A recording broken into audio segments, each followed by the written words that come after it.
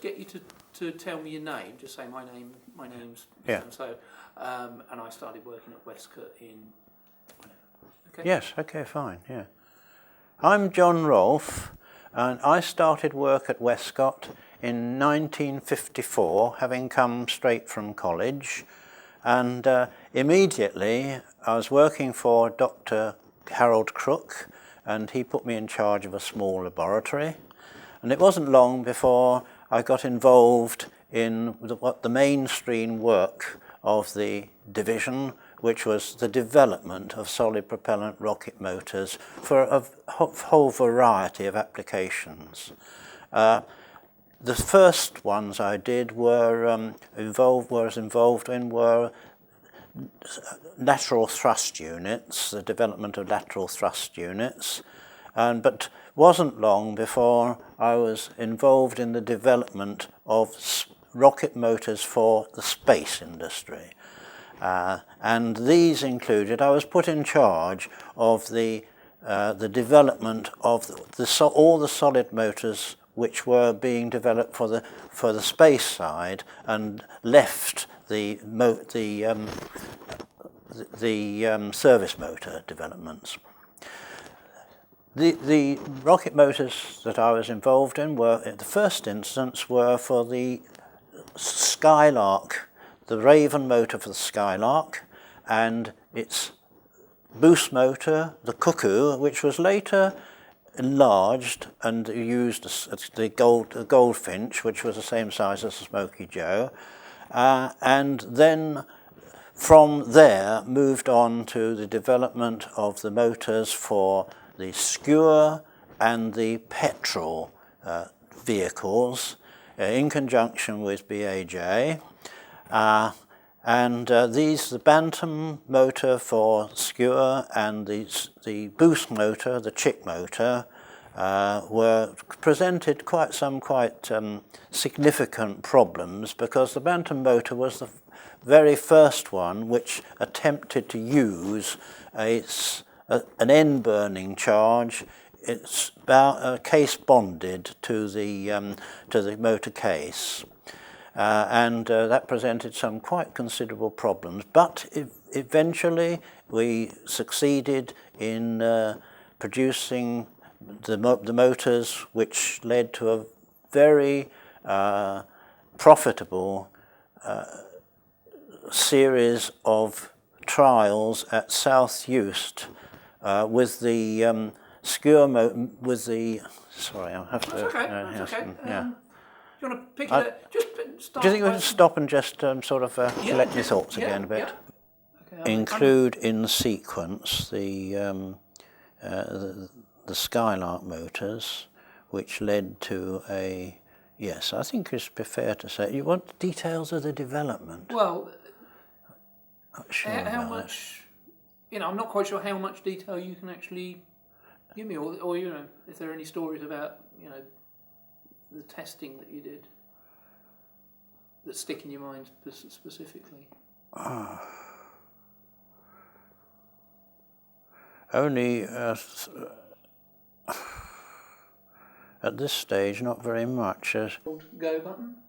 Okay, ready when you are. One of the first developments I was involved to in the space side was the development of the solid motors for the Skua meteorological vehicle.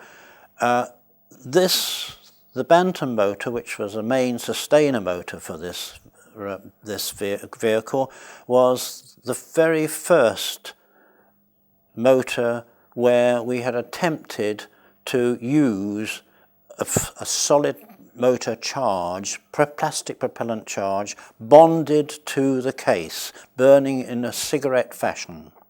It presented quite a few problems and was necessarily only cleared to a narrow temperature range. Nevertheless, in conjunction with the Chick boost motor, it was successfully developed and used in the Skua vehicle by the Met Office to make some very valuable measurements of wind velocity and temperature in trials at South Eust in the Outer Hebrides.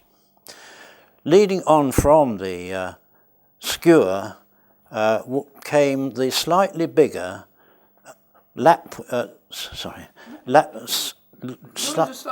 Start that again. Just yes. following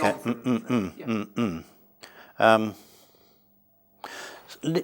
Leading on from the skewer vehicle was a slightly larger petrol vehicle, which again used a solid propellant sustainer motor and a solid propellant boost motor. It was 7.5-inch diameters, but in this motor we were able to use a higher grade of plastic propellant, one with a higher energy. This again led to quite a series of trials, petrol trials, at South Uist and other places, to explore in a number of ways the upper atmosphere. It's a sounding rocket which took up to a height of about 100 miles and took measurements at that height. Later, this same vehicle, the petrol, was used to launch targets for military firings in the Cardigan Bay. Pause a moment. Yeah, sure. Yeah. Up until the time of the Second World War, in order to meet the wider temperature ranges needed by service motors, it was necessary to use propellant charges which were not bonded to the case and which required insulation surrounding their tubular structure.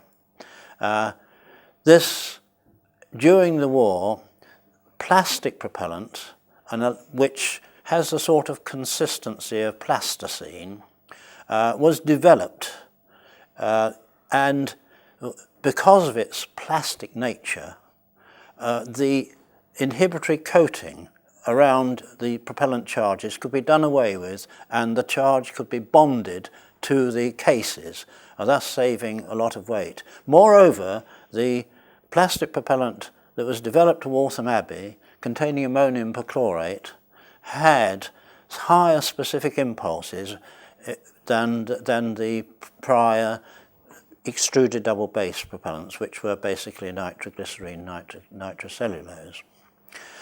So, but it wasn't until after the war that these motors were actually used in any kind of application. And during the late 40s and early 50s, quite a large, the plastic propellant motor development began growing and replacing the extruded double base. This was alongside work on cast double base propellants, which were carried out at Summerfield. Even though they had enough temperature range capability to replace the extruded double base over a reasonably wide temperature range, there were limits to this, and no, I think I've got to stop there and start again now. So stop again, yes, yes. Okay. Right. Okay. Even so, even though the temperature range was widened, was by using plastic propellant. Oh, sorry. You just wait until somebody picks it up. Okay. Can we start again? Even though the temperature range was. The capability of a plastic propellant motor at very low temperatures, which were required for some military education applications, was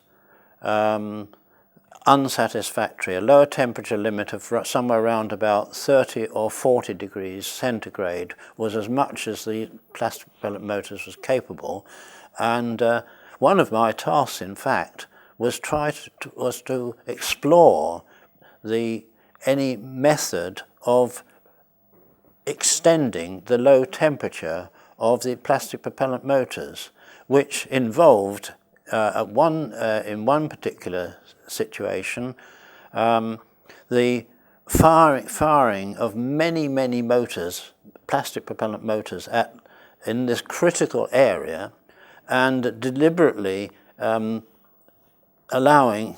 No, I've got it wrong. I'm getting sorry about that. All right, that. it's all right. Mm-hmm. It was getting there. It was definitely getting there. Yeah. Mm. Do you want to pick up again from one of the things that we had to do? One of the tests we had to do was the firing of. Yes. Okay. Just pick up. Yes. Still recording. One of the early tasks we had to undertake was to do a series of firings at low temperature in 5-inch diameter motors to explore the exact temperature of failure in a very crude and practical way, and also to explore any measures in the motor construction which might extend the low temperature to make these case-bonded motors capable of use in some of the military applications which required such low temperatures.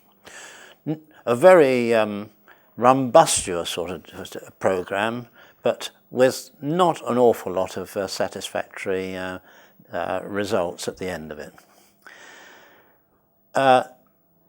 As one of the very useful developments in the plastic propellant area was the introduction of higher energy propellants that used aluminium as one of the ingredients in small quantities, which result in a significant 5 to 10% improvement in specific impulse, and therefore a significant improvement in performance.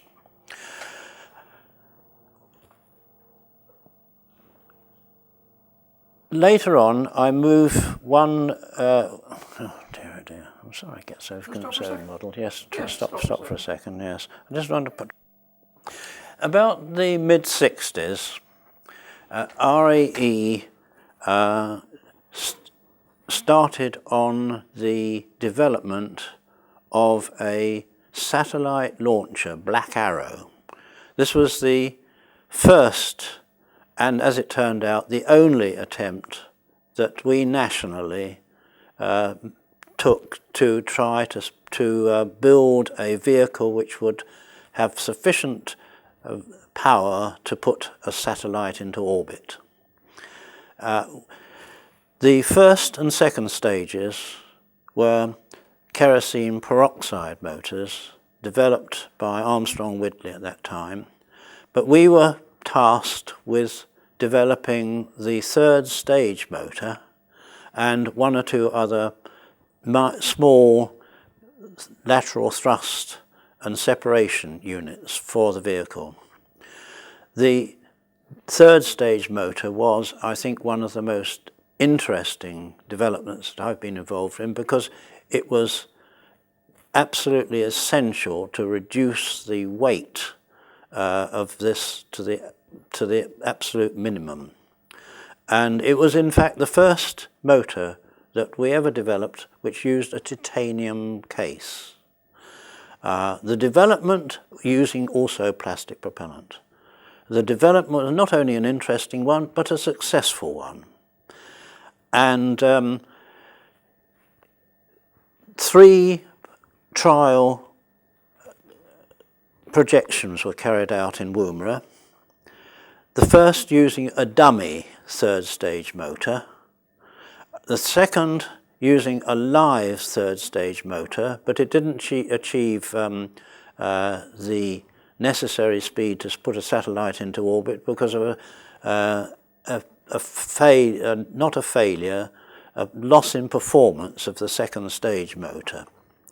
The third attempt to put a satellite into orbit was successful. The third stage motor performed satisfactorily, and that satellite, Prospero, continued transmitting signals for some years after that. But it was even before the third third projection had taken place that the project was cancelled. Looking back on it, it was very disappointing, but the reasons for the cancellation were pretty obvious. From there, the next most interesting project in which I was involved, and this was a very high-powered one, and a very had almost everything to it. You know, it had high priority, high secrecy, high performance, and that was the Cheveline improvement to the Polaris missile. Without going into great detail, our involvement was in quite a considerable number of small thrust units performing a number of separation and how would you call it?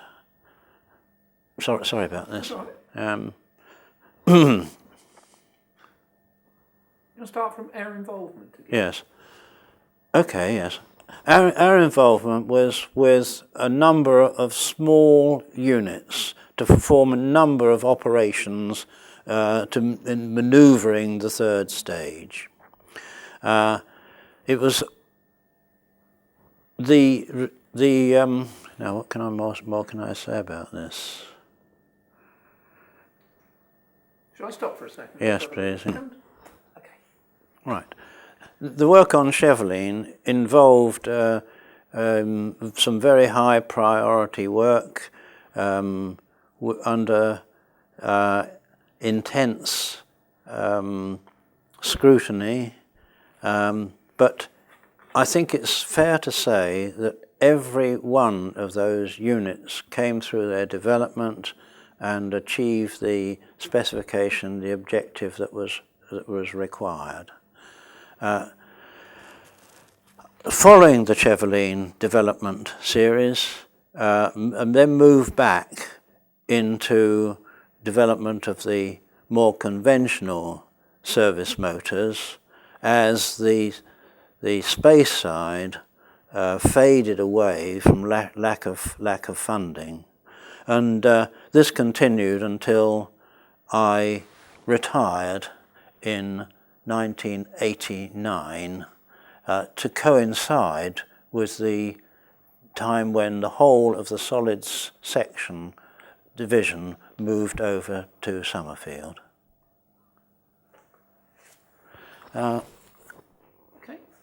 One of the other program developments that were taking place alongside those that I've already mentioned were motors for the RE Supersonics division. They were interested in providing as cheaply as possible a vehicle which would take their experiments to high velocities, and they carried out a series of trials in Australia. Their requirements were tailored around adaptations of motors that we had developed for other projects. And the culmination of this was the Falstaff. The ultimate of the vehicle that they tested was the Falstaff vehicle, for which they needed a motor as big as we could manage. Now, their leader, H.E.R. Robinson, happened to visit Westcott and noticed that we were doing some trials on motors of 36-inch diameter, and as a matter of fact, a 45-inch diameter as well, just to try out the limits of the capability of plastic propellant. Because of its plasticity nature, it has, in large motors, a slump tendency. So we had carried out a small program of static firings of 36 diameter motors using plastic propellant, and spotting this development program, he asked us if we could consider making a few of these for his supersonic trials. And this was the Falstaff. This was a Stonechat motor. This was a Falstaff vehicle for which we supplied the Stonechat motor of 36-inch diameters. Unfortunately, his program didn't get very far, but it was picked up again when the Cheveline project required also to carry out tests in Woomera, which needed something of this sort of size. And so the Stonechat program, which had sort of faded away, was revived, and we provided a small number of motors for their trials in Woomera. But unfortunately, because of its size and because of its cost, the development program was of a absolutely skeleton size, nothing like what we would need for developing a full-scale motor for service and so on. It only involved about 8 to 10 motors. So the reliability was not quite what one would hope for. This led to one particular incident in Woomera, which led to us having to take the first plane out and investigate a number of pieces scattered across the desert. All right. Beautiful. Yeah. Beautiful. Okay. Yeah. I'll stop for a second. Okay. Anyway. Paparidal was one of the contingent that came over from Peenemünde immediately after the war to work at Westcott, and naturally, because all his previous experience had been in liquid motors, he worked on liquid motors, but in some way or other he blotted his copybook with the director, and he was moved out of to liquids and into an area which was pretty foreign to him, into our area, solid motors, and he was responsible to me for his work. He was really a quite pleasant, very nice chap, but there was a lot of German about him, and he, amongst other things, his work was absolutely meticulous, and we had a very interesting time with Papa. He was, in fact, involved in the development of the third stage Black Arrow motor. And one thing you could say about it, that everything was noted very, very carefully by him. Sadly, he died fairly shortly after he retired. There was an accident here. Yeah.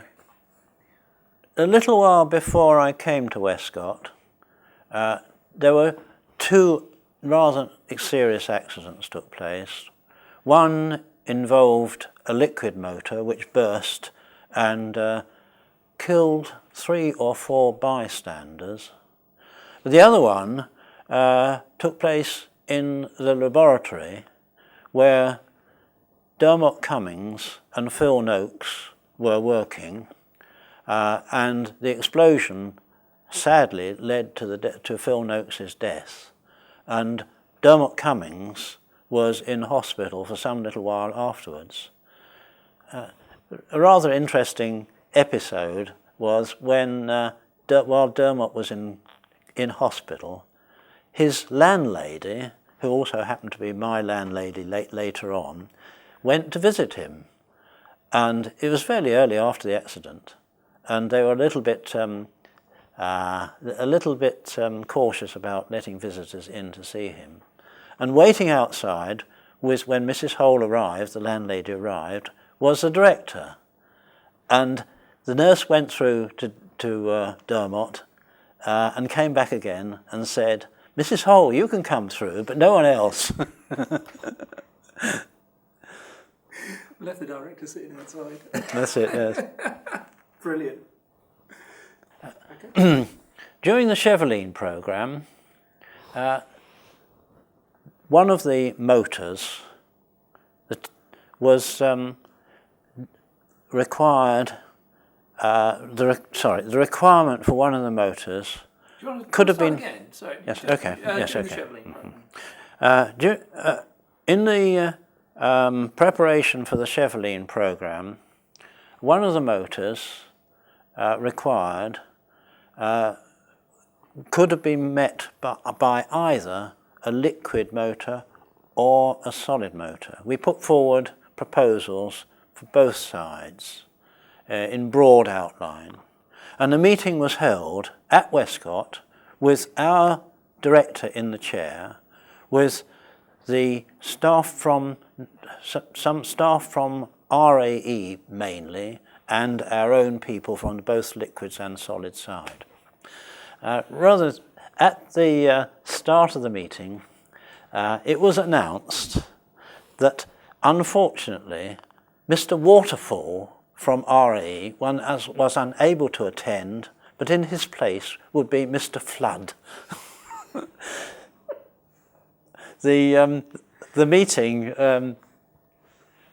had the appearance, I don't know whether this is right, I'll forget that part, leave it at that.